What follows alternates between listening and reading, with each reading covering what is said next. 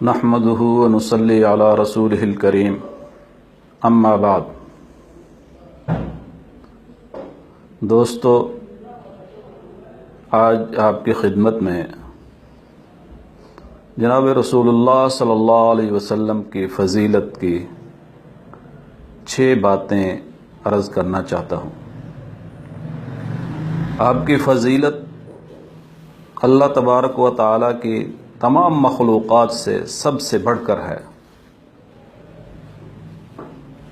اگر کوئی انسان آپ کی فضیلت بیان کرنا چاہے تو اس کی زندگی ختم ہو سکتی ہے، لیکن حضور نبی اکرم صلی اللہ علیہ وسلم کی فضیلت، تعریف اور آپ کی منقبت ختم نہیں ہو سکتی۔ اسی وجہ سے ہمارے بر صغیر کے مشہور فلاسفر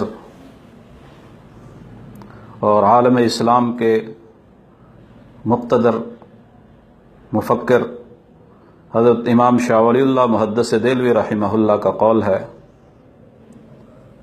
کہ کسی انسان کے بس میں نہیں ہے کہ وہ جناب رسول اللہ صلی اللہ علیہ وسلم کی کما حقہ تعریف اور فضیلت بیان کر سکے۔ حضور نبی اکرم صلی اللہ علیہ وسلم نے اپنی فضیلت کے بارے میں اور اپنی برتری کے بارے میں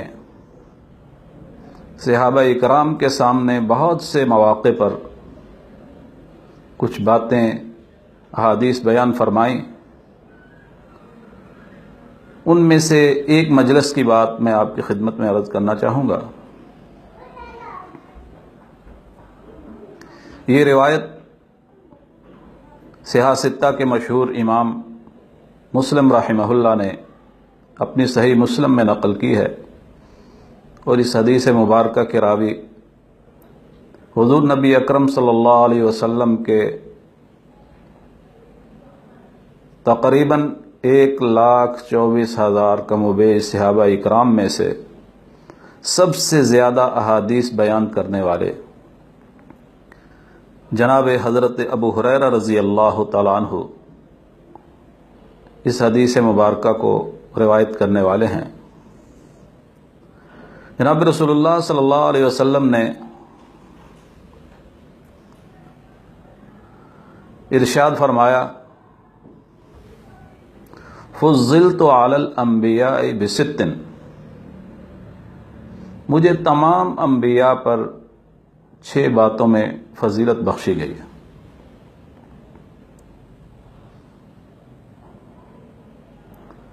وہ 6 باتیں آپ نے بڑے اختصار کے ساتھ بیان فرمائی، جن میں سے پہلی بات یہ تھی، اعطیت جوامع الکلم، مجھے جامع کلمات عطا کیے گئے۔ جامع کلمہ اسے کہتے ہیں جس کے الفاظ مختصر ہوں اور اس میں معنی اور مفہوم اور عمل کا ایک سمندر پنہا ہو۔ تو جناب رسول اللہ صلی اللہ علیہ وسلم کو جوامع الکلم عطا فرمائے گئے۔ دوسری بات آپ نے یہ ارشاد فرمائی، وَنُصِرْتُ بِالرُّعْبِ، اور رعب کے ساتھ میری مدد کی گئی۔ آپ کا رعب، آپ کا دبدبہ، آپ کی ہیبت اپنوں اور بیگانوں پر دور سے ہی طاری ہو جاتی تھی۔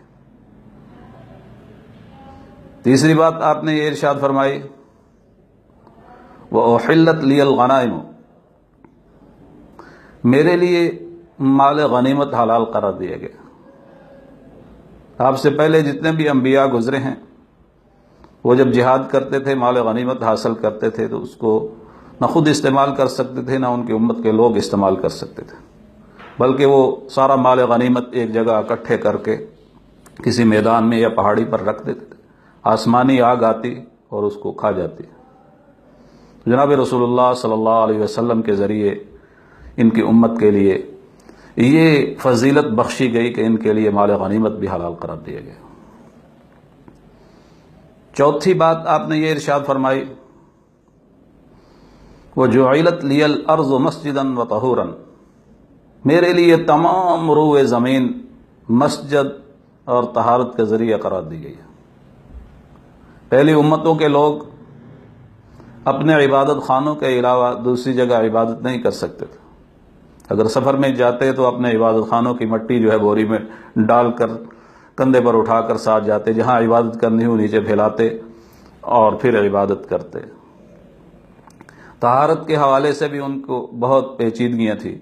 جناب رسول اللہ صلی اللہ علیہ وسلم کے لیے ساری روئے زمین یہ سجدہ گاہ بنا دی گئی ہے، جہاں بھی نماز پڑھنا چاہے کوئی مسلمان وہاں نماز پڑھ سکتا ہے، اور ساری روئے زمین جو پاک ہو اگر اس میں طہارت حاصل کرنا چاہے تیمم کی صورت میں تو وہ بھی کر سکتا ہے۔ اور پانچویں بات آپ نے یہ ارشاد فرمائی، وَأُرْسِلْتُ إِلَى الْخَلْقِ كَافَّةً، مجھے تمام مخلوقات کی طرف بھیجا گیا ہے۔ آپ سے پہلے جتنے بھی انبیاء تھے وہ یا اپنے قبیلے کی طرف، اپنے گاؤں کی طرف، اپنے علاقے کی طرف، مخصوص لوگوں کی طرف مبعوث کیے جاتے تھے، اور ان کی تبلیغ کا دائرہ کار صرف انہی کے اندر رہتا تھا، اور اس سے ہٹ کر وہ دوسروں کو تبلیغ نہیں کر سکتے تھے۔ یہ جناب رسول اللہ صلی اللہ علیہ وسلم کی فضیلت ہے کہ آپ کو تمام کائنات کی طرف رسول اور نبی بنا کر بھیجا گیا ہے۔ چھٹی بات آپ نے یہ ارشاد فرمائی، وَخُتِمَ بِيَ النَّبِيُّونَ، اور میرے ساتھ انبیاء کو ختم کر دیا گیا ہے، یعنی میرے بعد اب کوئی نیا نبی نہیں آئے گا۔ اللہ تبارک و تعالی نے مخلوق کی ہدایت کے لیے جتنے بھی انبیاء بھیجنے تھے، جن کی تعداد کم و بیش 1,24,000 ہے، وہ سب آ چکے۔ آپ آخری نبی، آپ کو آخری کتاب ملی، آپ کی امت آخری، اور آپ کا نبی آخری جو تمام انبیاء سے افضل، تمام انبیاء کا امام اور تمام انبیاء کا بھی مقتدا، وہ جناب رسول اللہ صلی اللہ علیہ وسلم ہیں۔ ان کی فضیلت کوئی انسان بیان نہیں کر سکتا، صرف یہ ہے کہ کسی مجلس میں چند باتیں ہی ان کی خدمت، چند باتیں ہی ان کی فضیلت کے بارے میں عرض کی جا سکتی ہیں۔ دعا فرمائیں کہ اللہ تبارک و تعالی ہم سب کو حضور نبی اکرم صلی اللہ علیہ وسلم سے سچی عقیدت اور محبت نصیب فرمائے۔ وآخر دعوانا ان الحمد للہ رب العالمین۔